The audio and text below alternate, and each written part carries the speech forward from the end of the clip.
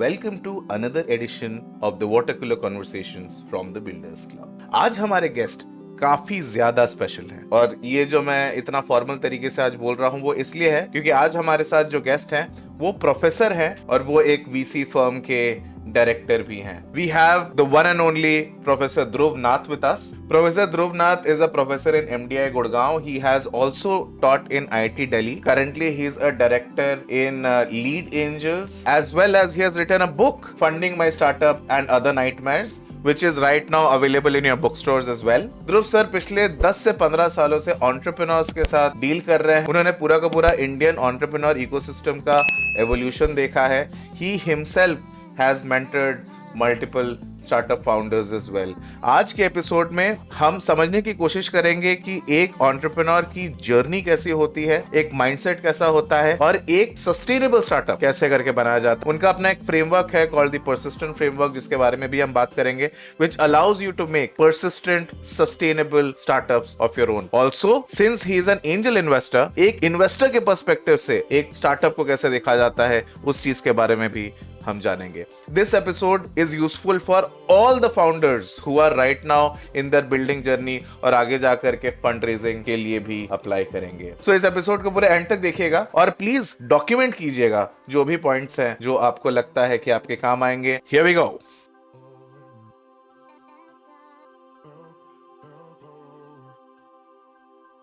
So first of all, welcome Dhruv sir to the Builders Club.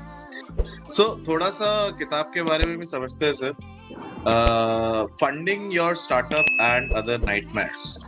So what exactly? I mean, I get it. It's about the fundraising journey of an early stage founder. But you also probably talk about this whole idea of persistent startup framework which you have in the book as well. And थोड़ा सा आप सार समझा दो sir कि what is this book about, who is this book for, and why should anybody basically read this book? Yeah. So Sohail, just to give you a little background, all these founders that I have spent time with, many of them were successful, many of them were failures.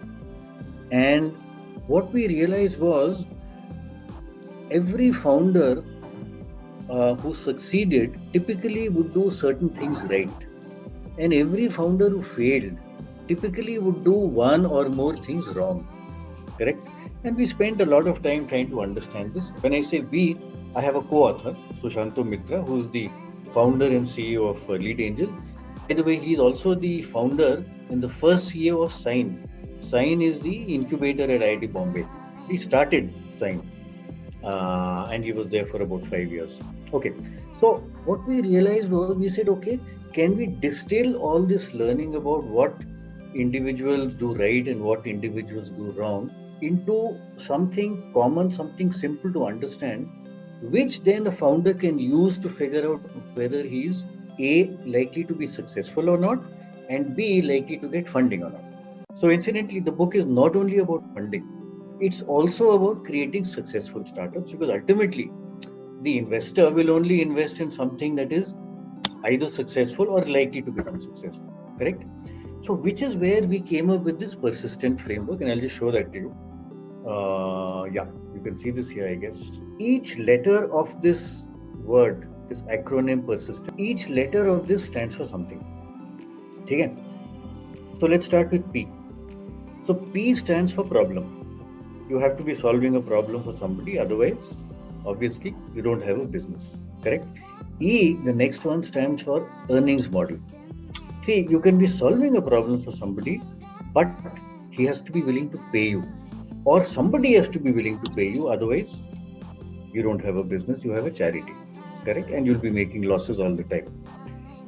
Then I'll skip R for a minute. First, S is what I call size of the market. Okay?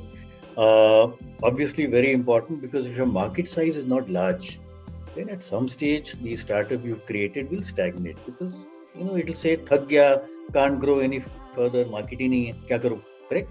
So size of the market becomes extremely important. Then sometimes you may have a very large market size, but it's also what I call a crowded market. Just to take a very simple example, if somebody were to offer, let's say, online trading in stocks, correct? And they were to get into this business today. It's a phenomenally crowded market because you have, 5paisa.com, you got Upstocks, you got Zerodha, you got all the banks which have their own, the securities division like ICICI Direct and so on.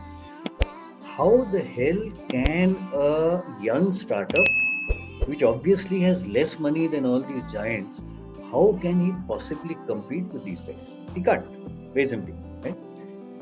Therefore, if you have a market which is large but is crowded, you try and identify a subset of that market which is A, not crowded, and B, large enough.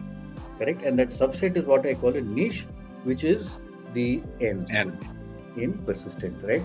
And just to carry on this example, so if you are focusing on, let's say, stock trading, all these guys are basically aiming at whom? They are aiming at people who have reasonably large transaction values and volumes, correct? The young guy who, let's say, in the age group of 18 to 21, the college student, he may want to do it, but nobody gives a damn about him because the volumes are very tiny and the commission they will get, the brokerage they'll get is going to be equally tiny, right? So if you were to start with that segment, right, which is the college students, it is more of an open market. It is not crowded. And once you get in, you can grow. As these guys grow, they get their first job, second job, and so on. They will start contributing more and more to you. So that's what I mean. If you're in a crowded market, try and identify a niche which is not crowded and which is large. Okay? So that's the end.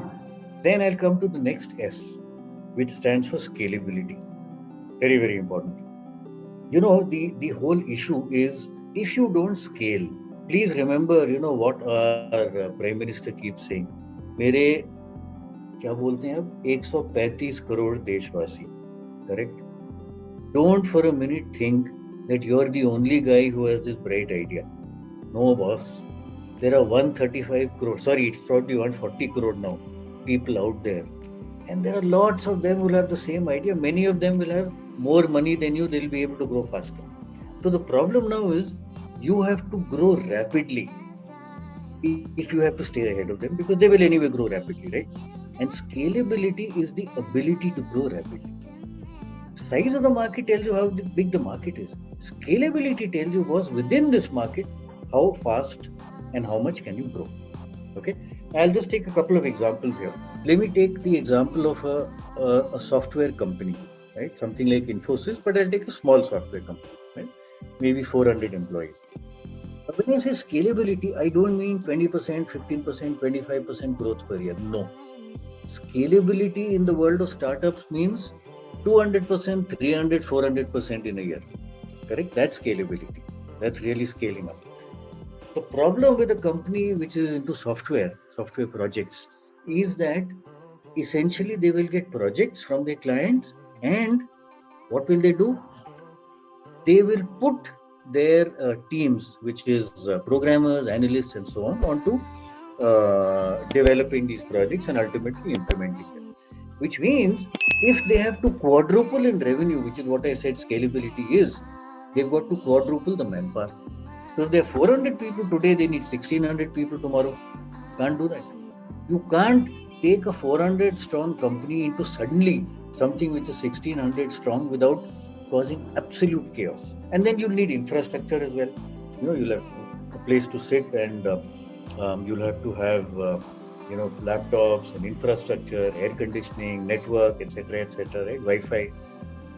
So software project companies, they may be very good companies. I'm not saying Infosys is a bad company. It's a terrific company, but it is not a scalable business model.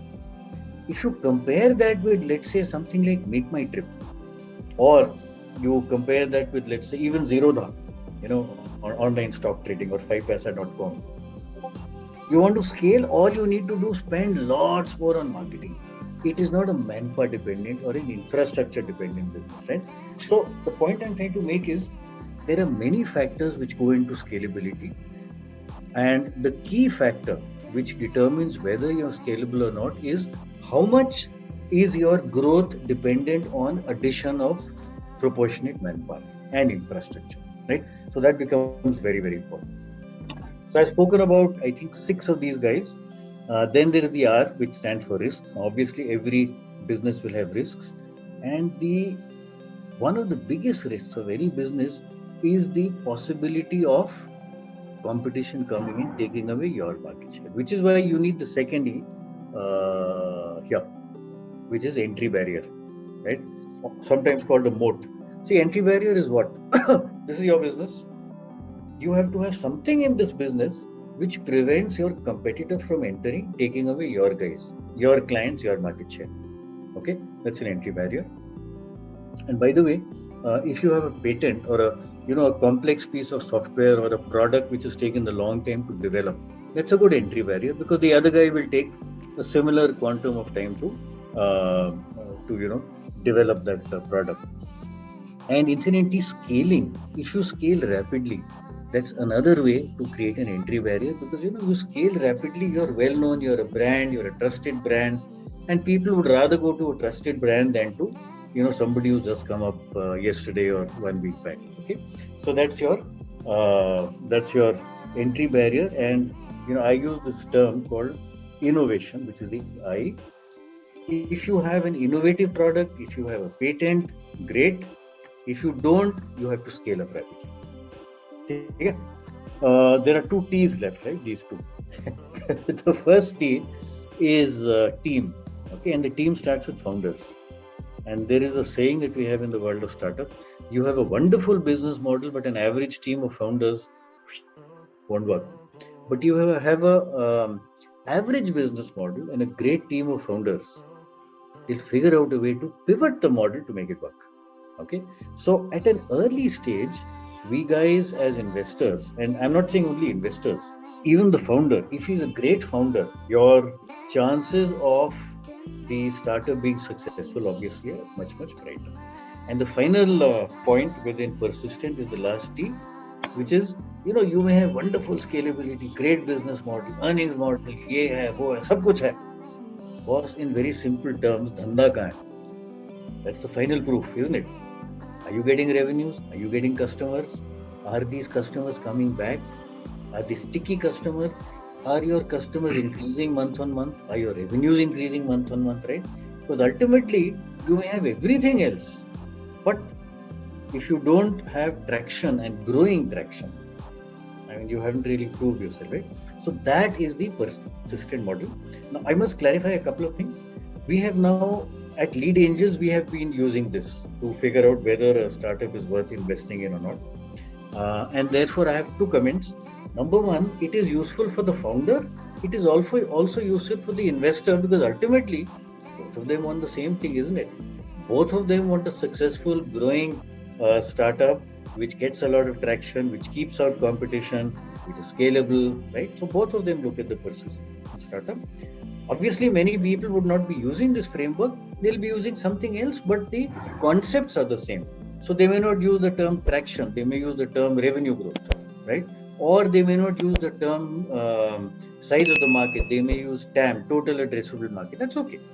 But the concepts that you have in the persistent framework are, to my mind, essential to ensure that your startup has a better chance of succeeding. No guarantee. You know who lives up there? God. Even God cannot guarantee success, but at least improve your chances of success.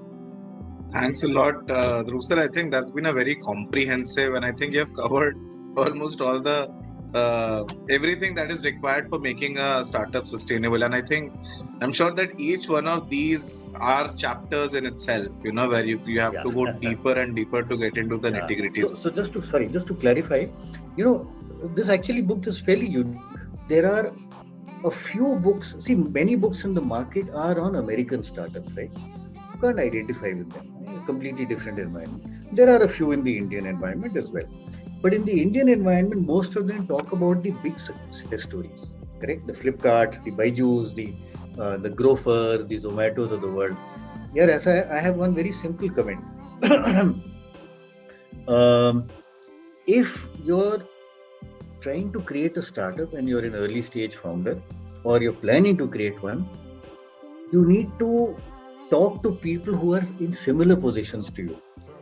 उसने भी, दूसरे आदमी ने भी, भाई जो रविंद्र ने क्या बताएगा कि 15 साल पहले मैंने ये किया. Sure, it's good to learn from him. I'm not saying that. It's wonderful to learn from, let's say, Binny Bansal and Sachin Bansal. But you got to talk to guys who are still in your kind of situation, right? That's issue number 2. Issue number 3, which is probably the biggest issue, I think, in the book, is I'll give you an analogy. If you want to learn all about acting, there are 2 ways you can do it, right? One is you go to Bollywood and you latch on to Shah Rukh Khan and you learn from him, right? But it's equally important to figure out वो जो पंजाब के खेतों में से आया था ना, the guy who came from the fields of Punjab, tried his luck in Bollywood, did not succeed, frustrated, went back to Punjab. उससे मिलो, because you can learn a hell of a lot from failures. Nobody talks about failures unless they have, 10 pegs of black label inside them. कौन बोलता है यार failure के बारे में? तो fortunately, we realize this, and therefore the book has as many failures as successes. Although in many cases I've hidden the name. It's not fair, to talk about to publicly talk about the founder and the startup. I've hidden the names, but the startups are very much there. So I think the key thing is not only do you learn from Indian success stories, chota success stories, but also failures. I think we'll probably go to the next section, which is I guess बहुत important है हमारे लिए as early stage founders also to understand the perspective, because I think you have seen the life from the investor's perspective. एक investor क्या सोचता है invest करने के time, and I think that is one perspective which a lot of us usually are devoid of, because we never really get to interact with an investor in a very very frank manner. Everybody is very opaque, very guarded whenever they are having, because every time a founder interacts with an investor, तो वो लगता है कि he's trying to sell me his company, right? So I basically wanted to understand from you a little bit about the investor's perspective when they are evaluating startups. So, like I mentioned earlier, we follow fairly strictly the persistent framework. Okay? And we've been doing that for about 2-3 years now, and it's worked very well for us. And within that, obviously, everything is important. Scalability is very important, because there are many guys who don't have scalable businesses. Entry barrier is extremely important. A lot of people, a lot of founders believe ये boss कोई copy नहीं कर सकता. It's so easy to copy, isn't it? Somebody else can pick up the same idea and just do it faster than you, and maybe has more money, scale faster than you. Entry barrier is very important. Scalability is very important. But I think at early stages, by far the most important is the founders, the team of founders. And maybe I'll share a couple of examples. See, we've realized a couple of things. Because at early stages, frankly, you have no clue what direction the business will take. You have no clue. Every founder, I must tell you, is a master at Excel. Master. And अगर वो MBA है तो मतलब वो Hindi English नहीं बोलेगा, वो Excel बोलेगा. PPT और एक्सेल बस, ठीक है ना? By the way, I've been teaching MBA students, so I know all this for the past 20 years. You can make whatever projections you want. Ultimately, those are projections. You have no clue whether it's going to succeed or not. Very, very simple example. The founder of Zomato, who, by the way, will figure in my next book, Dipinder, I had a chat with him, and he says when we started, which is about 13-14 years ago, he says we were only a listing site, and he says we had publicly made a statement saying we are not getting into deliveries. He says, ab dekho. We are only into deliveries, nothing else, right? Forget listing. Correct? So you have no idea what will actually work out. You have no idea what the market will accept till you actually hit the market and you keep trying multiple things. Which means going by the business is an issue, because you don't know whether that business will survive or not. But if you have the right founder, he will figure out a way. If this doesn't work, I'll try this. If this doesn't work, I'll try this. This doesn't work, I'll try this, and so on. Okay. I'll give you a couple of things that we look for in founders. One is we look for, I think the biggest thing we look for is passion. Passion, he is not just in the game to make money and exit in 3 years. That kind of founder, boss, we will never invest in if we come to know. If he's a wonderful actor and he hides this, he's fooled us. Right? But the guy has to be, when I say guy, I include girls. Founder can be a girl as well. So the guy has to be passionate about what he's trying to do. Reason being very simple. If you are passionate, see, you will have lots of ups and downs. Okay? Last 2 years has been a down for many founders, COVID, correct? Before that, you had demonetization, which was a down for many founders. A few years before that, you have a global financial crisis, again a down for many founders. So you'll have all kinds of issues. RBI changes rules. So the point is, there'll always be ups and downs, more downs than ups. If you're not passionate about what you're doing, boss, you're finished. You will not be able to survive those downs. And then all you should do is, whichever city you live in, identify a nice river over there and say, ठीक है, मैं यहाँ से jump करूँगा. और कोई solution नहीं है. Boss, you have to be passionate. So we look for passion. The other thing we look for is flexibility. Not only passion, but flexibility to imbibe new ideas, to listen, and therefore to change direction if required. And I'll share an example. The third thing we look for is you have to be very, very knowledgeable about your business. Okay? You can't have a guy who's superficial who says, boss, वो मेरे manager को पता है, मेरे को नहीं पता. भाई साहब, वो आपका धंधा है. मैनेजर का धंधा नहीं है. मैनेजर कल को he gets 20% extra, he quits. It is your business. You have to know it like the back of your hand. And one of the advantages we guys have as investors is whenever a founder is making a pitch to us, right? We typically have maybe 60, 70, sometimes more than that, investors from different backgrounds listening in. And you'll always have some investors, maybe more than one, maybe 3, 4, who come from a background which is similar to that of the founder who's making a pitch. Now, in front of him, you cannot say, firstly, you can't fool him. You fool him, that's the end of your credibility, that's the end of your money. Secondly, you can't keep saying, I don't know. You're not supposed to know everything, but you have to be knowledgeable about your business. I'll give you a very simple example. In fact, that's, I think, probably the most successful startup I have invested in personally. It is called Planet Spark.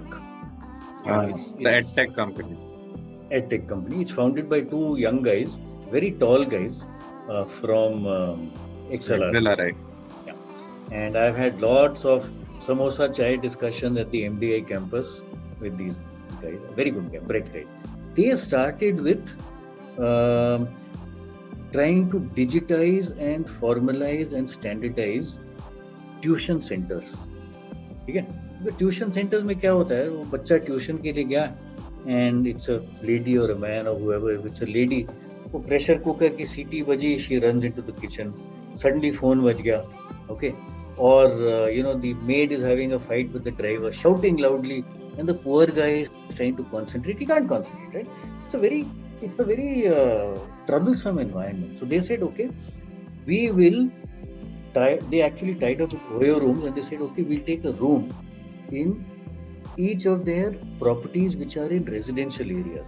And they started in Gurgaon. I think they had some 80 properties. Usme they had a lot of content and digital content as well as physical content. They had a workbook and they had a mentor, and kids used to come, learn on laptops and so on. It was working well. फिर क्या हुआ? भाई साहब, आपको पता है ना 25 मार्च 2020 को क्या हुआ? सबको पता है ना? वो हमारा बेबी वायरस आ गया. ठीक है? Lockdown. Now, even if they weren't a lockdown, parents were scared of sending their kids, so that model collapsed. ठीक है? अब 2 choices. One is the founder can say मर गया, and all I can do is watch Netflix on TV or play video games, right? No, these guys were fighters. So that's one more thing we look for, fighters. They said, okay, we'll change the business model. Everything shifted online. So exactly the same model, but it was working online. So पढ़ रहे थे, I think it was maths and English, if I remember right. But then they realized they were competing with whom? Mr. Baiju Ravindran and his wife. And there is no way you can compete with a giant, right? A monster. Again, these were small guys. So these guys realized, "Nay, boss, we can't compete head on. So let us look at extracurricular stuff." So they went into art, painting, music, dance, yoga, robotics, वगैरह वगैरह वगैरह. कुछ jail नहीं किया. So just look at what's been happening. They have been pivoting repeatedly. Finally, they pivoted to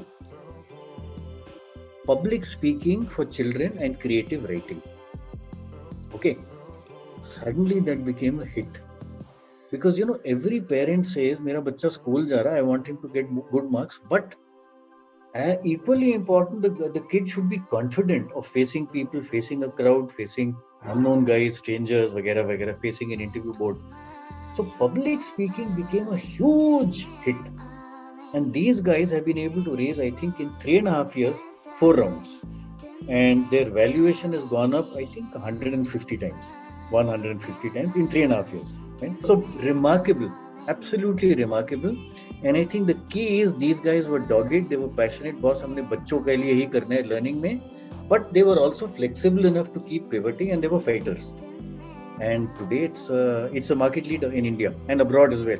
Well, abroad it may not be a market leader, but in India, if you Google public speaking for kids, you'll probably see this, not the ad, I'm saying you'll see this as part of SEO, either at number 1 or number 2. So, at an early stage, the biggest thing we look for is the founder or founders. तो मुझे एक बात बताओ sir कि there are so many people who come and who pitch, right? Now, when you're evaluating or when anybody is evaluating, anybody can come and say anything to you, right? Correct. What Correct. kind of due diligence usually happens, especially in the early stage process? Okay, so there's lots. You're absolutely right, boss. When you make your pitch, okay, you can say what the hell you want. How much of it is valid, how much is not valid, we have no idea. Okay? First of all, we take projections with a pinch of salt. Those projections anybody can make, especially an MBA. He's a master of Excel, right?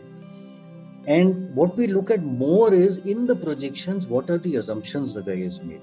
Because if he's made assumptions which seem to be sensible, the assumptions may be wrong, but at least he's thought about them.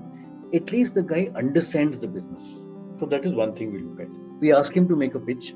Then what happens? So by the way, there is some level of evaluation, but that is largely studying the company, talking to the founder, looking at what competition is doing, what the market size is, etc., etc. So that is done, and typically it's a 1 week, 2 week job.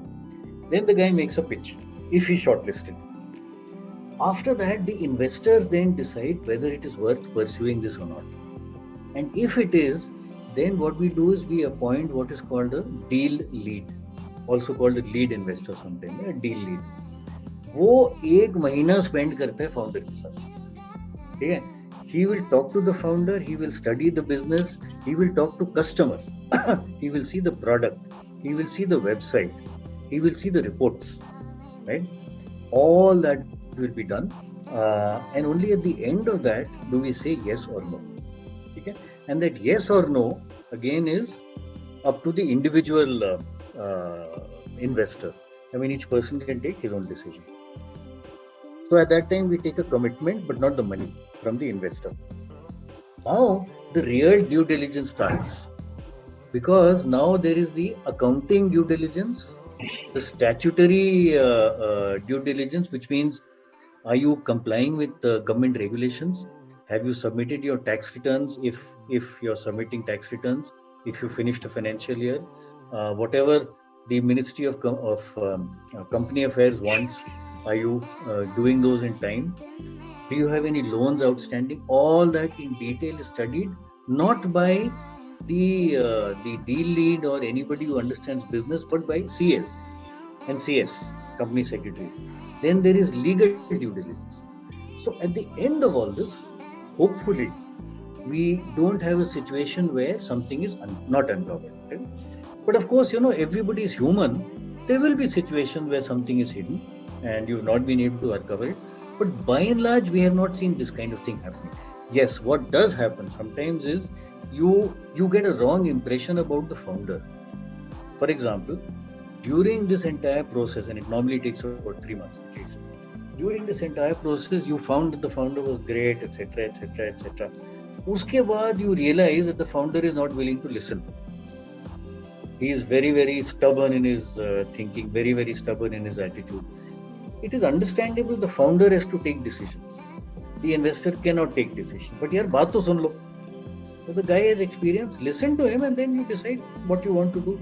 Sometimes he is very stubborn. Sometimes, so far he's been absolutely transparent, but then it turns out after he's got the money, he starts fooling you. वो भी होता है, right? But generally, when you spend 3 months with the founder, a lot of time is spent with him, all these traits, whether positive or negative, they tend to come out. You can't hide things in 3 months. So, it's like a half an hour interview is not enough to tell you everything about the guy. But if you spend 3 months with the guy, chances are you figured out whatever you had to, except possibly, his personal life with his girlfriend or boyfriend. अच्छा ध्रुव sir मेरे को ये बताओ कि from a startup's perspective also, which investors to pick money from is important, and also मेरे ख्याल से one of the bigger issues which a lot of early stage founders don't understand is कि यार probably going to institutional investors right on day one is not the right thing to do. Right? तो ये जो difference है कि एक तो choosing whom to go to first, how to take that call, and also what is the difference between an angel and an institutional? बहुत ही basic I'm asking because a lot of people would need to get their foundations right. बहुत बढ़िया, wonderful. Okay. So first of all, angel versus VC. When you say institutional, typically we call it a VC, a venture capitalist. So the angel, who is the angel? I am an angel investor. मैंने अपना पैसा डाला, ठीक है, चाहे 5 लाख डाला एक company में, 10 लाख डाला, जो भी डाला. I am an angel investor.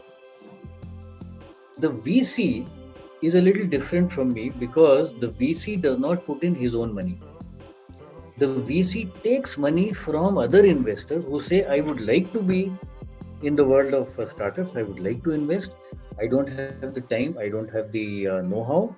यार VC please मेरा पैसा ले ले, you decide कहाँ डालना है, ठीक है, and just give me good returns at the end of 5 years or 6 years or 7 years. Okay, so essentially the angel puts in his own money, whereas the VC puts in somebody else's money. It's very much like you are investing directly in the stock market and you decide what to buy, whether it is HDFC Bank or Reliance or L&T or whatever, versus you're investing in a mutual fund where the fund manager decides where to put your money, and he's putting in your money, not his own money. Okay? So ये fundamental difference. Now, given the fact that this is the fundamental difference, what is the difference? What is the implication? There are two implications. Number one, because the VC is putting in somebody else's money, so he is essentially running a business, right? He's created a fund, maybe a 500 crore fund, a crore rupee fund, and he says, put in your money and I'll give you X return. Well, he can't guarantee returns, but hopefully I'll be able to give you decent returns at the end of the life cycle of the fund, which may be 7 years. Because he is putting in somebody else's money and he's running a business, he cannot take the kind of risks that the angel can take.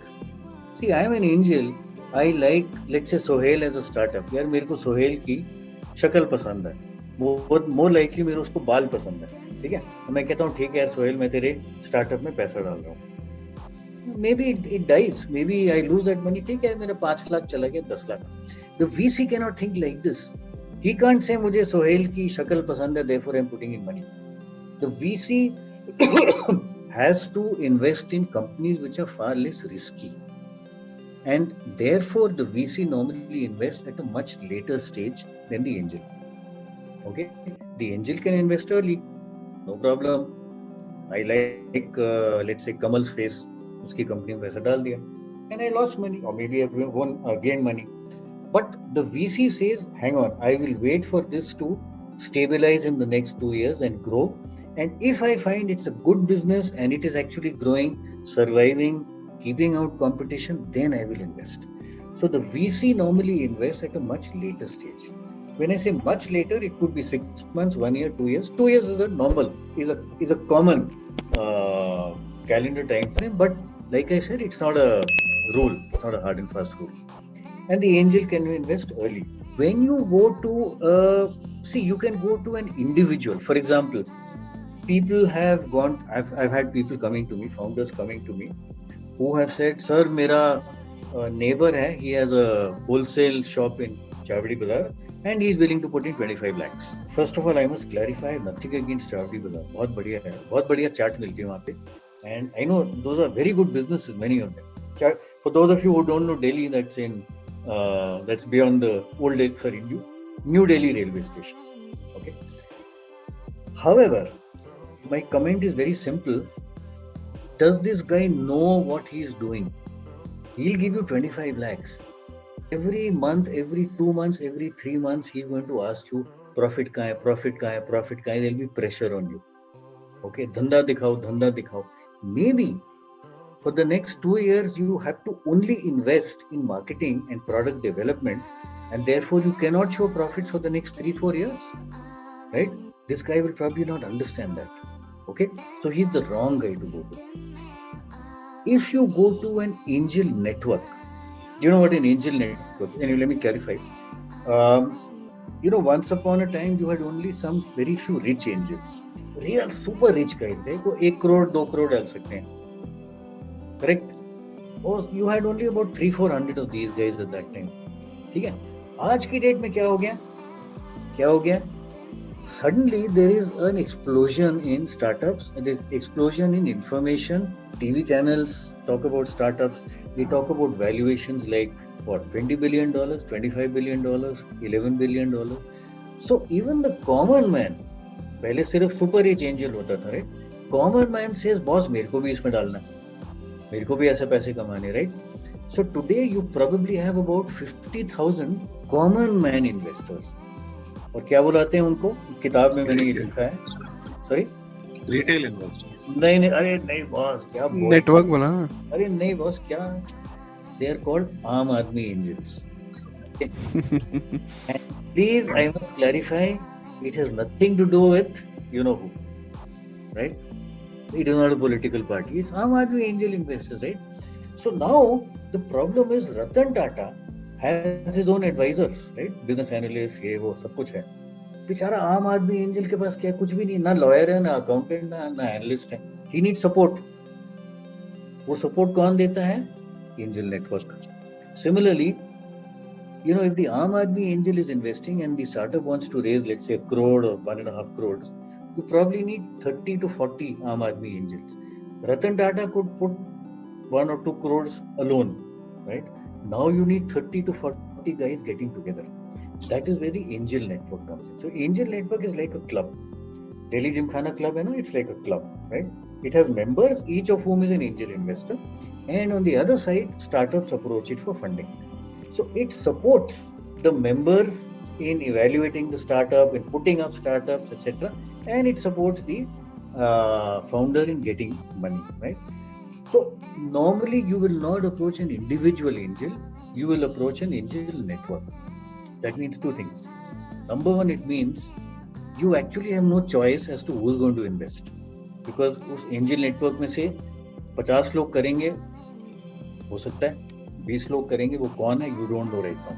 But anybody who joins an angel network, because of the fact that there is so much happening and there is so much learning and education, they have realized that it is not a quarter by quarter game. It's a long term game. मैंने पैसा डाला है, it is what I call play money. मैंने पैसा डाला है because I can afford to lose this money. देखते हैं 4 साल में 5 साल में क्या होता है. So if you go through an angel network, which is what you should do, right? Typically you will not come across investors who keep pestering you every quarter, boss, धंधा दिखाओ. You will get angel investors who are who realize what is happening, and they realize you need to spend time and money to grow the business. All of you guys who have joined in, do you have any questions specifically that you want to ask Dhruv? Yeah, I mean, I have a very specific one because problem अभी face कर रहे हैं. So my question is, जैसे अभी बहुत सारा new things come in, right? And things generally come in waves. जैसे जब edtech का wave आया था तो it was like everyone's edtech. जब fintech आया था तो अभी जैसे सुन रहे हैं कि blockchain है, AI है, so everyone just comes in waves. So मेरा question ऐसा था कि does that affect like जैसे investors का mindset में कि अरे यार ये तो अभी वही चीज कर रहा है, like he's doing the same thing again and again, like people are getting similar products and all that stuff, but जैसे होता है ना कि एक ही कुछ differentiating factor होता है, but वो होता है या फिर it just gets on like gets too much of a just a thing. Okay, so the answer is yes and no. It's a political answer. I'll tell you why. So first of all, yes, things do come in waves. So let's say 4 years back, EdTech was a big thing, correct? Today, what has happened is there are lots of market leaders, and therefore, if you're doing something similar to what these guys are doing, you have no chance. Investor will not put in money, and you should not create that kind of startup because you can't compete with guys like Byju's or equivalent, right? But even within EdTech, there are multiple other opportunities. For example, I told you about this Planet Spark. Now, curricular-based learning is more or less taken care of. It's not a hot area. But extracurricular learning is still a very, very major area. That is issue number one. Okay. Issue number two, there is, in India, you have very large chunks of, in fact, I would say the biggest chunk of India is people who do not speak English. Okay. And kids have never learned English. Their families, nobody speaks English at home, and even in school they don't learn anything. So there is another very interesting startup which I have personally invested in called Oki Poki, which is helping kids between the ages of 2 and 7, which is giving them spoken English skills. Now, ये Byju's नहीं कर रहा है, right? This guy is growing well. Why? Because it's a huge market and it's an untapped market, not a crowded market. Now it is possible Byju's after 2 years says, my God, this is a great opportunity, but then Byju's will probably not do it from scratch. He will buy out Oki Poki. So even within that space, there would be areas which are open. Okay, that's issue number one. Number two, there are certain segments. So I talked about certain product lines. There are also certain segments.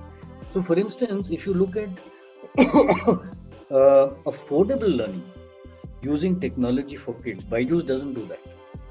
And there is a startup which my students have started called iDream, which basically helps students of government schools.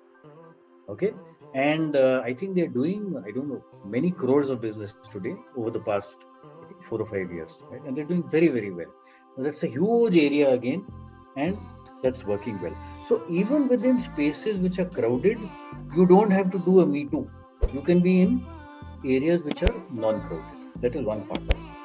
Second thing is, even today, there are a hell of a lot of areas which are absolutely open. For example, agri-tech is a big area that's open because our agriculture is a lot of opportunity, right? And it's a very big area. Similarly, health tech is a huge area, right? Very, very huge area. The one thing I just want to clarify, Ved, you talked about blockchain and so on and so forth. I just want to clarify something which we investors have seen. Founder comes and makes a presentation to us, makes a pitch. Sir, this is blockchain based, or this is ML based. ML is a fancy term for machine learning, right? Sir, ये machine learning based. And sir, we are from a comp science background. ठीक है, machine learning कहाँ है? Sir, ये है. Why do you need machine learning here? No, sir, there's no need. Unfortunately, a lot of tech guys, tech founders, bring in these terms just to try and impress the investor, or they bring in these not just terms. Maybe they've actually built machine learning; it was not required. They built it to try and give the startup a flavor of the future. Boss, please remember, investors are not dumbos. At least not all of them are dumbos. They'll see through it.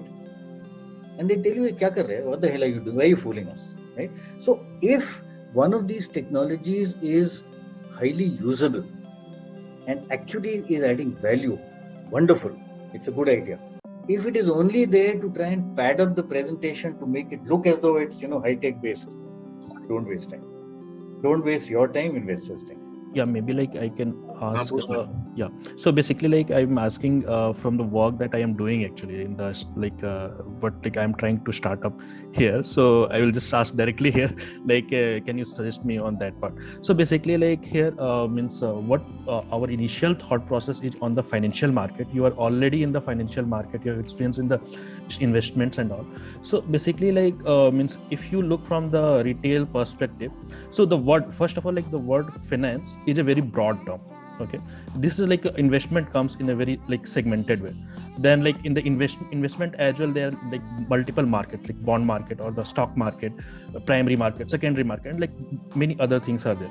So if I look from the starting from the college students, and then they get a job, and they like once they have the extra money, then basically like they think of the investments. Okay, so get providing them the knowledge, the basics, the fundamentals of that, like what are the different markets, how the economy works, how the bond prices matter to stock market, how the oil prices matter to bond markets and like stock markets and all, how the company dependence, like the fundamentals and the technicals, like these things means basically like right now the situation is like it's a very fragmented way. Like many YouTubers, influencers are like trying to provide with the help of small videos and the contents, like they are providing it. Like what means my thought process is like how can we make it standardized way, like so that like okay, so a college person maybe should be willing to gain knowledge on the taxation part. So when I start earning, then I will just like maybe save my taxes something. A person with small money, maybe like small investment he can think of. With HNI category will think of bigger investment, something like that. So different users have different user journeys. So if I can provide the user, so like based on what he needs, the complete entire the knowledge like journey part. Okay, first you learn this, then you learn that, then you learn that, and in the end, okay, you will be knowledgeable, you will be trained in this particular segment. So this is what like standardizing the process is like our thought process right now. So and it like comes to the edtech market, and it comes to the finance basically. So like yeah, this is just an initial thought process. We are kind of still discussing, we are still discussing on the tangible outcomes, like what is the tangible outcomes after person gets a session here. So kind of like I want to ask like what is your views in this edtech business for finance part from the investment, and it covers the entire finance part, not just the stock market. Okay. So I have 2-3 comments. First of all, what you just described by itself, I don't think it's a great business idea, but there are possibilities, and I'll tell you what those possibilities are. You know, you must realize one thing: no human being can compete with Google. ठीक है, और Google free है. आप बोल रहे हो structured दोगे, ठीक है? पहले ये, फिर ये, फिर ये. It is not likely that too many people will be willing to pay for this. It is not likely. I've seen a lot of people trying out. You're talking of the world of finance, right? Finance, investments, and taxation, and so on. But even in other areas, people who have access to so much material and so much, even today, you have structured courses. Coursera, for example, is giving structured courses, and if you don't want a certificate, it's free, right? So, usme na, running paid courses doesn't really help, and therefore, it is unlikely that you will have customers coming to you. However, I'll tell you where it can help. See, why is Byju's working? Byju is working very well because there is an end goal, and the end goal is boss बच्चे को marks लाने हैं, ठीक है? Suppose you were to tie up with engineering, or let's say colleges, any college, let's say engineering colleges, ठीक है? There are God knows how many engineering colleges in this country, and most of them are quite, unfortunately, subpar. ठीक है? They are not any particularly high caliber. आप उनके साथ tie up करो कि boss हम ये कोर्स ऑफर करेंगे, या तो आप इस कोर्स के लिए क्रेडिट दो. So the student actually gets whatever 3 credits or 2 credits for this course. It counts towards his final graduation. Correct? And the college, and you know, most of these private colleges are quite happy to charge the student, and they can also make it compulsory. यार तो 10-50 रुपए per month pay कर दो, and you know, you'll have this particular course. I think that approach could work, for the simple reason that now you're not just saying I am competing with Google, I'm giving you something structured. Now you're saying I am giving you something which the college is endorsing, and you're actually it is actually going to appear on your grade card. कि भी मैंने ये finance में basics of finance, second level finance वगैरह किया हुआ. And you must also remember, colleges are very desperate to appear good. See, if you look at IITs or BITS Pilani or even many of the regional engineering colleges, the NITs, they don't have a problem getting students. But your next level, hai na, they have a big problem because nobody wants to join them. They are all looking for something which will act as a kind of carrot. कि भी हमारे पास हम ये offer करते हैं, आप आ जाओ. If you can tie up with many of these colleges, to my mind, that is a very steady, very standard business way. And I think that is the approach you should take rather than making it a pure B2C business. So this is what I call a B2B2C. You are a B, you are going to the college which is a B, a business, and he then insists that his students take this. And incidentally, the same thing can also be done in schools. You can run a B2B2C finance learning for kids in schools. And I'm sure many parents will be very happy to pay. Yes. Thank you so much. I think this is what we are looking on, what is the tangible outcome after we provide the session. So that's what. See, don't try and give things which Google and Coursera and all these guys give for free. आप नहीं कर सकोगे. But you tie up with these guys, and of course you'll have to do it fast because other people will also have the same idea. Sir, how can I scale a small and a simple product to a really large market? Like suppose I have a tech product, a SaaS product, but I want to scale it to a very large customer. The product is really simple and it doesn't cost much. Okay, so what is the first thing I have to look after while I'm doing this? So far you have not given me any details except for the fact that it's SaaS. It's just a SaaS product for restaurants, you can say. Okay, so small restaurants, right? Yeah, it could be for any kind of restaurant. It's just a digital menu for a restaurant. So it is a really small and a simple product, but I can't succeed if I don't scale it in a really. I have a couple of quick comments on this. For the past many years, I have seen lots of people doing something similar. Lots of people. So you may be in a very crowded market where lots of people are trying to do the same thing, and it is copyable, right? Yes. So I'm not too sure it is a great direction to take, because too many people have tried this. It hasn't really worked. See, the issue is in your kind of business, correct? In your kind of business, typically pure digital marketing will not work. It has to be face-to-face meetings with the owner of the restaurant to convince him कि boss ये देखो मैं आपको demo दिखाता हूँ, this is the benefit you will get. Fortunately, that kind of scaling up does not require too much kharcha. See, if you're doing digital marketing, if you're advertising on Facebook or Google ads or whatever, then there's a hell of a lot you have to spend on the ad, and every time somebody clicks, you have to pay for it. Here it is basically only sales calls. My suggestion is, if you want to scale this kind of business, firstly, like I said, I'm not sure it's a great business because too many people have tried it and you may be competing. If this kind of thing does not, where do you live, by the way? Which city? Currently I'm in Dehradun. Okay. So if you go to look at Dehradun, and I'm assuming that there are no people offering this solution there, you have to make personal sales calls to all these guys, right? That is the only way to grow. Fortunately, उसमें खर्चा नहीं है, except your car or two-wheeler or whatever you have, right? So personal sales, one-to-one sales is the best way. Yes, that will not scale up so rapidly as going through Facebook and so on. But you have no choice since there is a physicality involved in selling. So I want to say something. We have a really unique selling proposition. It's not just a digital menu.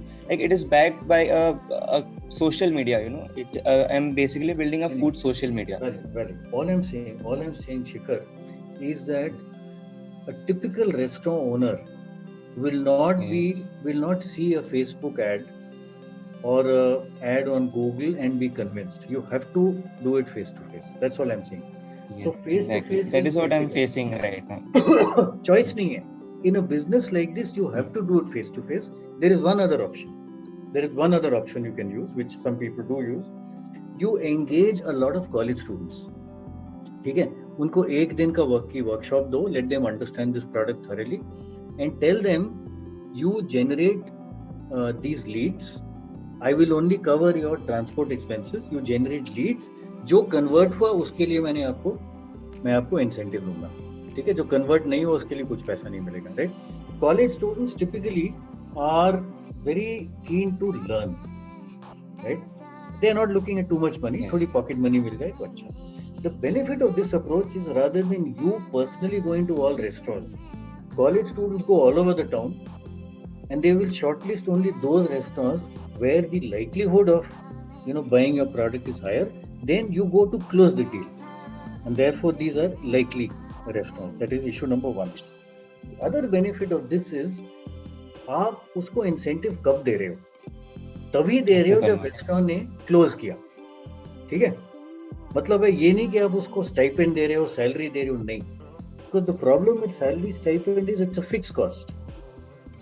चाहे close करे, चाहे convert करे, ना करे, it doesn't matter, you are spending it anyway. This is what I call variable cost marketing. And by the way, this is there in my second book. So variable cost marketing means only when you get dhanda are you paying the guy. So if you can use college students, try it out in Dehradun, let them do the first level selling, demo, etc. Guy says yes, works out. You could also try and do a Zoom call with the guy, with the owner, and close. But I still suspect you will have to do a face-to-face call because the kind of target you have, they are probably going to be more comfortable with face-to-face. So that is one way to scale. And once this has happened in one town, you take it to other towns. Take it to other towns in Uttarakhand, UP. Thank you, sir. Cool. But I have one last question, and then probably we can draw this to a close. I think this has been a very, very interesting conversation, and hopefully we can call you again the second time around as well. Oh, welcome. Founders, especially early stage founders, when they are building, a lot of these people get stuck in the validation stage. और वो ना बहुत लंबा चल जाता है कभी कभी वो that time period becomes very long and a lot of people start getting frustrated and many a time people try to skip a step and try to justify saying that because I don't have money I am not able to get a product market fit. So the solution for them is to throw money on the problem. And they start approaching investors, they start getting money, and once they get money, they exhaust the money, and then again this becomes a regular thing. So I basically wanted to understand what kind of advice would you want people who get stuck in the validation phase and who look for money as a solution to that. So first of all, I must clarify one thing. 10 years ago, investors would invest in a bright idea. Today that has changed because a lot of investors, so firstly there is a lot of competition.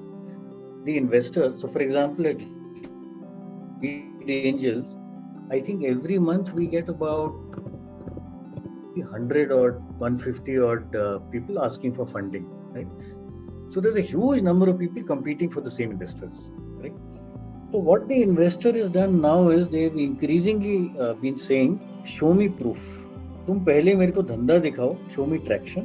And Lead Angels, for example, unless you have revenue of about 1 crore with decent gross margin, normally we don't even consider it, right? And I think that is true of many such places, which means what used to happen earlier where you would say boss पैसा दो मैं try करूंगा, वो जमाना गया. अब जमाना यार तू पहले ट्राई कर फिर मेरे पास पैसे के लिए आ, बिकॉज मैं दूंगा नहीं. करेक्ट. सो उसमें 2-3 ऑप्शंस हैं. First of all I accept the fact that you will need some money, but at that stage you typically have to go to family and friends, right? your own भतीजा तो नहीं आएगा, दादा दादी etc etc. And by the way, always maintain good relations with your rich investor. पैसा नहीं डालेगा, right? It is going to be your family and friends. Number two, today you have 2-3 benefits. Number one, of course, is physically you get space, right? So you actually have enough space, you have connectivity, you have infrastructure, etc., etc. 1 year, 2 years, whatever time you spend there, you're actually spending time with other people in similar situations. But they're all startup founders, right? The feedback that you get from these guys is invaluable. A hell of a lot of the validation will happen there, and that doesn't cost you money, right? Third, when you are doing validation, again, validation can be of different types. So let's say if it is a B2B product, right? Identify those 3 or 4 guys which are willing to do a pilot with you, correct? Or pilot karo. Then it will be a very tiny pilot because he doesn't know whether it's likely to work out or not. Uske baad, is he willing to give you a paid pilot? If he is willing to give you a paid pilot, that means level 1 validation has been done. और वो paid pilot जो है ना, if you're doing 2-3 paid pilots, then investors get interested and they're willing to give you money. So there are multiple things to be done, but basically just trying to spend your way out of trouble, no. You'll have to go step by step, and this, I mean, it's a game of patience. नहीं भैया, हम लोग भी club में सारे लोगों को यही समझाते हैं कि पहले आप वैलिडेशन कर लो, पहले आप एक बार थोड़ा सा आपको proof of whatever you are building is working और एटलीस्ट इज डिजायरेबल और रिक्वायर्ड बाय योर कंज्यूमर, वो एक बार आ जाए ना, तो उसके बाद मेरे ख्याल से खुद ही आप में बहुत सारा कॉन्फिडेंस आ जाता है, फिर आपको ही समझ में आ जाएगा कि आगे क्या करना है। पैसा तो खैर मिल ही जाता है अगर आप ढंग से कुछ ना कुछ करोगे, money will come. Cool sir, Dhruv sir कैसा लगा? How was your experience? बहुत बढ़िया, wonderful. So that was the episode guys. कैसा लगा आज का एपिसोड? आज का एपिसोड अगर आपके किसी भी काम आया हो तो प्लीज कमेंट सेक्शन में हमें बताइए कि आपके मेन टेकअवेज क्या हैं। ऑल्सो ये एपिसोड अपने सारे फाउंडर दोस्तों के साथ शेयर कीजिए, because I think persistent framework is one of those critical frameworks which every founder should apply in their startup. इस एपिसोड को प्लीज लाइक कीजिए, शेयर कीजिए and subscribe to the builders club. In case you are a founder and you are planning to build something of your own, please feel free to reach out to me or join the Builders Club. The link of both are in the description below. We'll see you guys in the next episode. Till then, upwards and onwards. Take care.